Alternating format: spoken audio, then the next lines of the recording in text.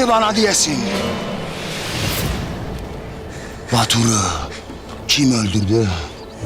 Batur'u... Batur'u öldüren...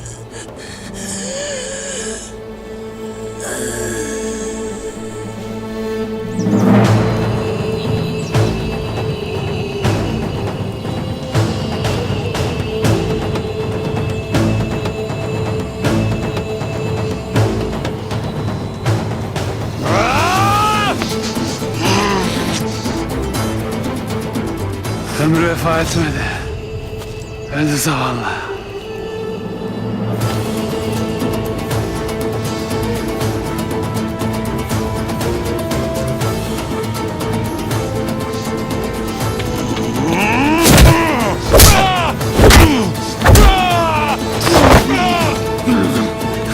Biri öldü. Bu evden de olmayalım.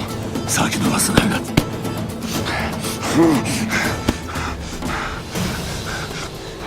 Bamsı Bey.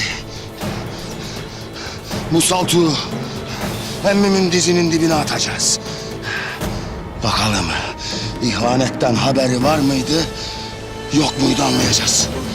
Atarız evlat. Atarız lakin sen sakin olasın. Sakin olasın.